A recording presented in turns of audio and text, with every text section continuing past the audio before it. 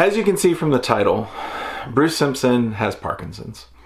It is a neurodegenerative disease which causes, among other things, motor control problems. Bruce and I go in depth about it. We talk about it. How do you fly and solder when your hands shake? And how often do his hands shake? What are his good days and his bad days? What do those look like? Bruce is really open about this. He's trying to bring awareness to it. And I appreciate Bruce's take on this a lot. I hope you guys enjoy it. So let's move into something a little bit more personal. And you've been very open about it. You have Parkinson's, right? Yep. How does that affect? Well, first off, how are you doing with that? I'm doing much better than they told me I was going to be, because I've I've done as much as I can to make myself as good as I can be. Sure. And how long have you had the diagnosis? It's about a year now, I think. I haven't kept track. Okay.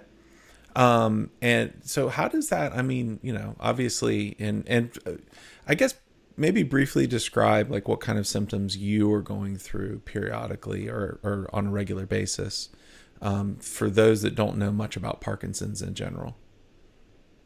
Yeah, it's a neurodegenerative disease. The dopamine levels in your brain fall, and that's the thing that connects everything. So you basically start losing connection. The first symptoms were a tremor in my hands, which when you're doing a lot of stuff like fine soldering and flying models, that's really hard to deal with. So I went along and he did some tests and so forth and said, yeah, you got Parkinson's. And when he described the other symptoms, I realized, wow, I've had this for a while, because I have no sense of smell anymore. Mm-hmm. And which means obviously I have a very suppressed sense of taste. Mm-hmm. I have other problems, like when you go to sleep at night, there's a little switch in your brain which disconnects your brain from your muscles so that when you dream, you don't move. Mm-hmm. Unfortunately, with Parkinson's, that switch doesn't work. So I wondered why I was waking up on the floor in the middle of the night and why my wife was waking me up with bruises, because I was fully animated during dreams. So I'd be kicking and lashing out. That's a very common symptom of Parkinson's. And those weren't really the worst symptoms. The worst thing for me was when you swallow something, you sort of consciously start to swallow, and then it's all automatic, it just carries on. With Parkinson's, doesn't always work that way. So I could start swallowing something, and then it would all stop. So my airway is closed, my throat's full of food, and nothing is happening. And you're sitting there waiting for something to happen, and eventually it continues. But it can be 20 seconds, and you're thinking, you get a bit panicky, what's going on here? That can be really worrying. And apparently one of the common causes of death from Parkinson's is people basically breathe in saliva or they get food in their lungs because of this problem. That was a real big problem for me initially. It's not as bad now because of some of the measures I think I've taken. And sleep disruption, that's a real killer. I can go to bed, 2 hours later I'll wake up and I'm really tired, but there's no way I'm getting back to sleep. So I just get up. And so some days I get 2 or 3 hours sleep. Some days are good, some days aren't so good. And that's the whole thing. It is very variable on a day-to-day basis. I have good days and bad days. So I make the most of the good days, and the bad days, well, could be worse. I'm still above ground. That's a good day. Mm-hmm. Now, how does that, with the tremor in your hand, obviously you mentioned it affects soldering. How does that affect your flying? Some days it's so bad that people think my quad is out of tune because it's going like this. And it's just my thumbs on the sticks. Right. And so I tend to fly my DLG or something on a day like that when it's it's very, very sedate on the control inputs. And it's really annoying because sometimes my bad days correspond with the good weather, and then I'm just sitting there watching. Fortunately, I've got a camera which has a gimbaled lens, so it doesn't quite show up as badly as it could, and I do a lot of stabilization and edit, so I'm still able to work around that. But I've taken the attitude that, well, this is a progressive disease. You decline over time. So I've got a certain amount of time. I'll make the most of it. But I figured as soon as I was diagnosed, I thought I should start from the highest possible point. So I lost 20 kilos. I built up some muscle mass. I'm fitter than I've ever been. I'm a better physical condition than I've ever been. And that has put me at a good starting point. So I like to think that the point where I'm no longer able to fly or function properly is further down the road than it might otherwise have been. I got lots of emails from people saying, try cannabis oil, try this, try that, try the other. And I've tried a lot of things. Haven't tried cannabis oil yet because that's illegal and I would never break the law. But I've done a lot of research online. I found stuff like, for example, there's a thing called creatine, which was proven in studies with mice to greatly slow the progression of Parkinson's. So I've been taking that, and that seems to have, maybe that's the reason why it hasn't progressed as quickly as it could have otherwise progressed. And so just paying attention to my general health and just trying to keep myself in touch with what's happening in this field has probably paid dividends. But I realise that it's just I'm going to continue to get worse. But I don't look any further than the end of today, because worrying about the future just makes you die of stress. Sure. What kinds of what do you think has been the biggest challenge that you've had to overcome with being a professional YouTuber and being in the niche of RC flying with Parkinson's? I don't know. I guess it is that the days I can actually do productive work are fewer than they were, and they're getting fewer all the time. If on a bad day, I'm just wasting my time trying to do anything with physical dexterity or fly or even talk to the camera sometimes. So I just have to pick my moments more accurately, and I do have more downtime where I can't actually do much. Even editing becomes a challenge when your hands aren't working and your typing is, you're hitting the wrong keys and things, and the mouse movements are all jiggly. On days like that, I'll just basically sort of go for a walk. It's the best I can do. So it does cut down on my productive time, which is quite annoying. How often do you have bad days? When I was diagnosed, it was quite bad. Since I've gone through the fitness regime and tried to improve things, I've actually got fewer bad days than I was at the beginning, which is great. Good. Although the bad days tend to be worse. It's like you've got fewer of them, but they tend to be worse. And I have medication. I have levodopa, which is a drug that raises the dopamine levels in your brain. But I only take those when I need them. Like if it's a really nice sunny day and I know everyone's going to turn out flying, I'll pop a couple of tabs and it gives me a really good day. I tend to pay for it the next day because as it wears off, the levels drop. But I don't take that all the time. The doctor said to me, well, take it when you need it, because it's one of those things that the more you take it, the more you become dependent on it and the more quickly you progress. So I have tried to take that as little as possible. And I think I'm happy to sit through a bad day and just accept what I've got if there's no benefit in me, using up my valuable remaining good time. Mm-hmm. What, what's the typical prognosis for, time from time of diagnosis to whenever? Did they give you a time frame? The doc said it's highly variable. He says you may have a year, you may have 10 years. It just depends on your particular physiology and so many factors. And that's why I decided, well, I'm not going to win this battle, but I'm going to put up a good fight. And I think if I hadn't done that, I'd probably be a lot further down the road than I am now. The other thing is staying mentally agile, being involved in things like even social media keeps your brain working, because one of the things I would not like to get is Parkinson's-related dementia, which about 40% of people with Parkinson's get that. And that, basically it's dementia, so you're pretty stuffed, even if your body's working, your brain's out to lunch. So I try and keep myself as mentally agile as possible. I engage through social media. I do a lot of thinking and planning and designing and stuff just to keep the brain ticking over. And it's like a muscle. If you don't use it, you lose it. So mental fitness is as important as physical fitness. That is, I can honestly say, and I'm sure I can speak for quite a few of your viewers, that we hope to see you for many, many years going forward. It definitely is. I know when I heard the first time you mentioned it on your show, I was shocked. I was like, oh my gosh, like that's a challenge. That's a real challenge. So I definitely wish you well. I'm curious, and if you don't want to talk about this, that's fine. Is there,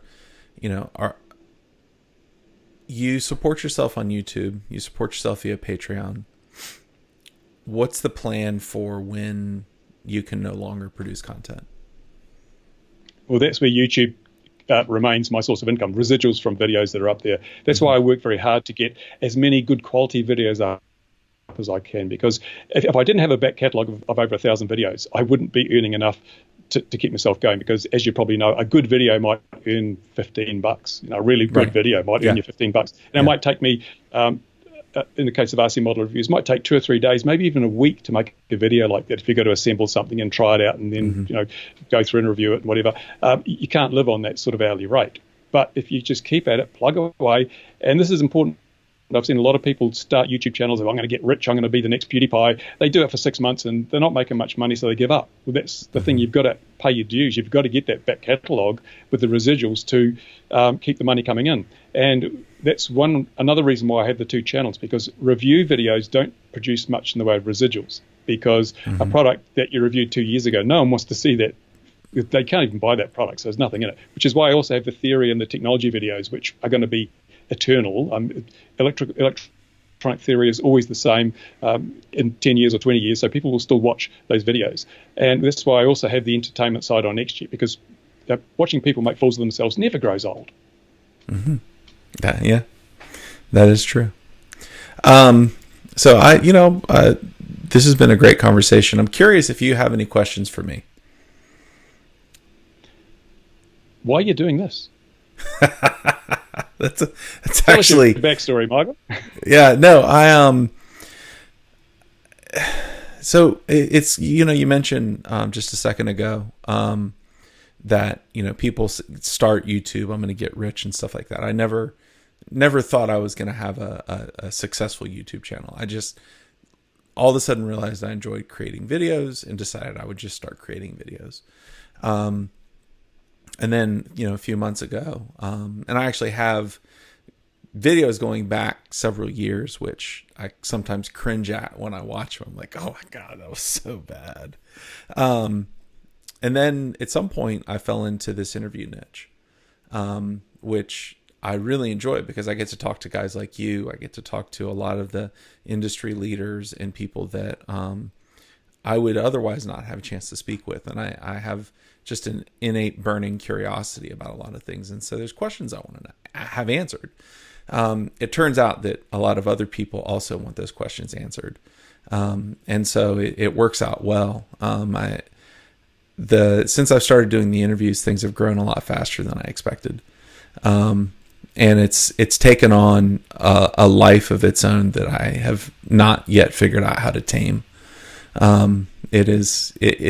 Feeding the content monster is daunting at times. But I love these interviews. I love interacting with guys like you, and it's enjoyable. So that's the reason I do it. It's funny. I had somebody for the first time accuse me of profiting off of all the drama that has been rolling around my channel recently, and I just started laughing. I was like, man, like, I'm not profiting. If only they knew, eh? If only they knew. Yeah. I think that's why you're doing so well, is because you're doing it out of a passion. You're doing it because you enjoy it, not because you have to. Right. And I think if you look at the really good YouTube channels, it's not people there who systematically decided, I'm going to make money out of this. It's people who are doing something they really enjoy, and if they make money, that's a side effect. It's not the reason. It's the side effect, and that's how I got into it, because I just enjoyed doing what I was doing. And I think passion is infectious. If you've got enough passion, it rubs off on people, and other people get passionate. And as I said right at the beginning, we have a community that is like unlike any other community I've been a part of, and that is everyone cares for everyone else. Everyone is they want to make sure that everyone else is okay, and that they are doing the best they can, and are supportive. It's brilliant. It's absolutely fantastic. I've seen so many people who would be in a really dark place right now if it wasn't for this community and the FPV hobby. That opens up an interesting question to me, which is that I feel like I've seen the opposite side of that periodically, or quite frequently, actually. And maybe that's because when I started this whole interview thing, I did a lot of covering of Rotor Riot. And it seems like there's a whole lot of stuff that just swirls around Rotor Riot, whether they be rumors or things like that. It is very interesting to me that your experience has been highly positive, and some of my experiences have not been positive.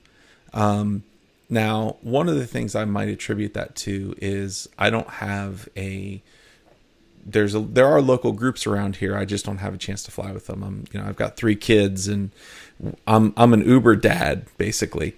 I drive children around all the time, so my flying time is very, very slim. Do you attribute the goodness that you see, is that the in-person experience that you get with people, or is it also online as well? It's also online. I mean, I looked at Zoe. I mean, she's got a lot out of this hobby, and there's so many individuals like Schizo and so forth. They've all gained something from this, and they're all better people because of it. And I guess I have a somewhat unusual outlook. Life's too short to dwell on the negatives and the bad things. And there's all this furore over Rotor Riot. Well, hey, and whether Chad Cap is good or bad, I don't really care. I just know that these guys produce content that I watch, not all of it, and I don't have to watch every video, and I don't have to agree with everything they say or do, but it's entertainment, and I take it as that. It's not Shakespeare. It's just lightweight entertainment, and I enjoy it. And like there was a big thing again, Steel left, Rotor Right. Now the politics, who cares? Politics is for politicians. People are people, and if everyone agreed with everybody, it'd be a damn boring world. And although some people see it as drama, I just see it's human nature. And if everyone has a pet troll, I don't know if you do, but I have a couple of pet trolls who always leave thumbs down and comments. Oh, you're just doing this for the money, and I feed them. I give them little hearts on their comments and say thank you so much for the encouragement. And it's fun. You can turn anything into a positive thing if you spin it around 180 degrees, and that's the only way to look at life. Life is already too short, so might as well make the most of what you got and just make everything positive. I guess I have to be that way because that's how I was brought up, and I'd hate to be one of those people that tries to see the negative in everything. Look at the positive, go for it. Yeah. I tend to be a positive person, and I actually have found myself fascinated by some of the folks that focus on the negativity, because that's just not my outlook. And I've actually started conversations, and very good conversations, with some of the folks that do have those negative outlooks. And it's very interesting to get inside their heads a little bit, to understand where they come from, just from a human nature perspective. Really has given me a heart for them, in a sense. You find out that there's something there that, life is not all fairy tales and games. I mean, what you're dealing with Parkinson's is hard. But your optimistic outlook definitely comes through, and I personally appreciate it. So thank you. Yeah, we're all dealt different hands. And what I've learned over the last 67 years is it doesn't matter what hand you're dealt. Life is what you make it. You can take lemons and turn them and get a sour face and turn them into lemonade. And that's one of the secrets to living a long time, I think, is just basically focusing on the positive. Stress kills, and negative emotions get you stressed, and you don't want to go there. So I've just taken that attitude. I think it's the only one anyone should take, really. I think you're right. I think you're right. I know that I'm going to try to maintain a slightly more positive outlook for the next little bit. All right. Lose a lot of subscribers. You'll lose all the subscribers now. You know what? I don't care. As long as I get to talk to people, that's all that matters to me. So there's a segment I like to do periodically called Quick Questions. And so it's quick questions, which doesn't necessarily have to be quick answers. So I like to ask some of these questions. I think you're a great one to ask some of these questions too. So the first one is, you have to pick one piece of gear that you will never ever change, but it will never break, but you can also never upgrade it. What do you think you'd pick? These are hard, man. I should have swatted for this test. Probably my FPV goggles. Okay. That seems to be the relatively go-to answer. A few people have said some Zorro came out of the blue. He said, "Oh, my weed bag." And I was like, I still get a good chuckle out of that one.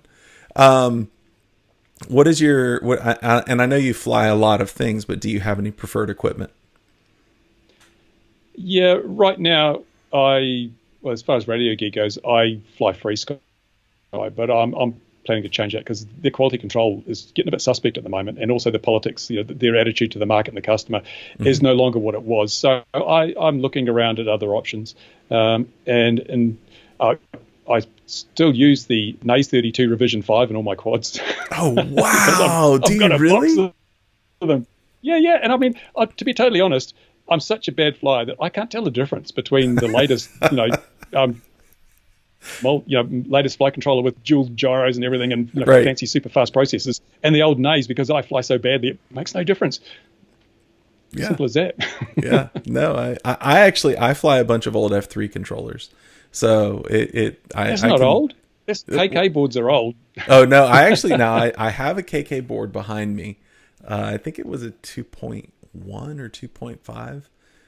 That was the first. Of course, I flew that line of sight on a flame wheel, so that's how I got into it. But that was fun.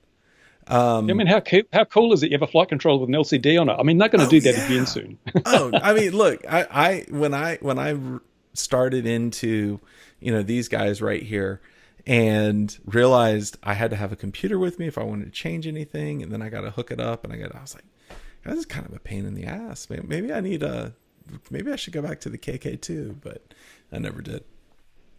No, I got smart audio now, so you can just twiddle everything. Yes, well, I haven't set that up. So you're like me. I have this philosophy that if it works, I'm not going to fix it, right? Because it only introduces more problems, and I'm comfortable with what I fly. So I review high tech, cutting edge stuff, but I'm just so comfortable with my old stuff. I still fly nitro. There you go. So how often do you fly? As often as I can. One of the problems I've got, and people think, well, it must be great. You're based at an airport and you've got a workshop there, and there's this big runway.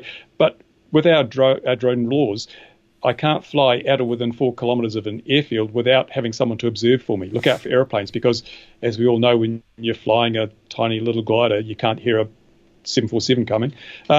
And so it means that during the week, I don't really get much of an opportunity to fly, even though I'd love to, and the weather's there and the planes are there and the airfield's there. I have to sit on my bum and just look at the sky. On the weekends, I would like to fly, but quite often I'm just stuck behind a camera because I want to get the video for the week, and I'm watching other people fly and filming other people. And so my flying opportunities are actually surprisingly limited. Yeah, that's when you're the camera guy, that's actually often the case.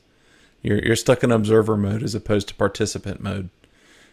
So the last question I would have is, what's the first tip you would give to someone brand new to the hobby? Get out while you can. No. Just start flying. Just get anything and start flying. You got to start from a certain point. A lot of people say, well, should I get this and that? And they spend so much time overthinking it when they could have been out there having a whole lot of fun with a cheap little phone model and learning stuff that they can then apply to their progression through the hobby. So just start. Just get anything you can. Big borrow steel. Get out there, start flying, and then move on. Okay. All right. Anything else you'd like to say? Haven't I said enough? Yeah, I know this has been great. I've thoroughly enjoyed this. Actually, the only thing I'd like to add is I'm sorry I'm not Sharpoo. Well, I mean, look, in terms of the number one requested interviewee is Sharpoo. You're probably number 2. I hate to tell you that, but you are number 2. So you're up there with the top echelon. Always a bridesmaid, never a bride. Right, exactly. It's funny you say that, because everybody's like, oh, you've got to get Sharpoo on. I'm like, guys, that's like chasing a ghost. Like Sharpoo has left the building, and I've actually tried several ways to contact him. And I don't want, it was hard to get in touch with you because you're not active on Facebook. And I tried, leaving comments in your channel periodically, and then you called me out, and I was like, okay, maybe this is the opportunity. And then I'd leave comments when you would leave, and it was just, just getting in touch with you, and you knew who I was difficult. And so then there's this guy who's, managing director of something of the new Trolls movie at DreamWorks, and I'm like, this guy doesn't have time to come on to talk about something he's done and left behind. So it tickles me when everybody's like, you've got to get shark poo. My answer is always, once I get shark poo, I'm ending the channel. It's amazing how this cult of celebrity's grown out of this hobby. I invite people, anyone that wants to come to New Zealand in the summer, come out to the airfield and get a selfie against the tower. I'll give you a plane to have a fly or a quad to have a fly, share the hobby. And I have several hundred people a year come to little old Tokoroa in the bottom of the planet just to get the selfie and the whatever. And that's awesome. Some of them, it's quite embarrassing because people roll up and they're in awe. They've seen you on YouTube. It's like you're Kim Kardashian. It's like, oh, famous. Ooh, and I'm thinking, no, I'm just this regular guy. Right, yeah. So yeah. I this whole cult of celebrity, I don't fit comfortably into that. Right. No, it's definitely, I mean, even as small as my channel is, I've noticed it. All of a sudden, all these people are reaching out. They're like, hey, and my favorite is when they address me as Mr. Rollins, because then it's like, oh my God, no, that's my dad.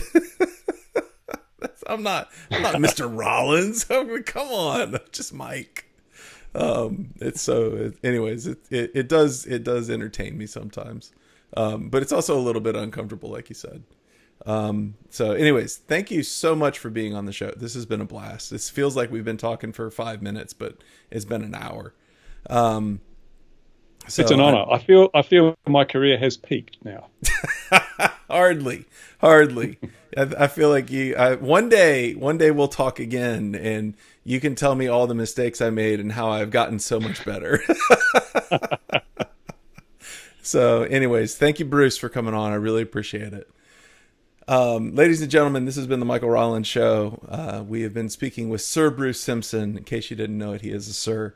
And we will talk with y'all later. Thank you very much.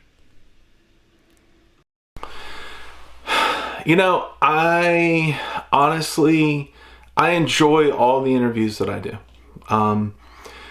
This one, I think I enjoyed maybe the most of all, because just the chance to talk to Bruce and to hear the wisdom that he has and to grasp a hold of the positivity with which he lives life and to maybe see if I can take a little bit of that and incorporate it into my life is huge. Not only did I really get a lot out of the actual interview process, but as I was editing the interview, I was reminded again that I do need to stop and I do need to take positivity and just look at the good side of life for a moment. Like Bruce said, we've all been dealt a hand, and some of us have been dealt great hands and some of us have been dealt pretty terrible hands. But you can make the best of it, and that's what you should do. And so I just want to say thank you to Bruce. Thank you for him spending his time in his morning to talk to me. Definitely go check him out. And I'm sure everybody here has at least seen one of his videos. He's a legend in this industry. But thank you, Bruce, for everything that you do for us. Thank you for the positivity that you bring, the knowledge that you bring, everything that you do. You're awesome. I'd also like to thank my patrons. If you're interested, link in the description below. That's about it. I'll talk to y'all soon. Bye.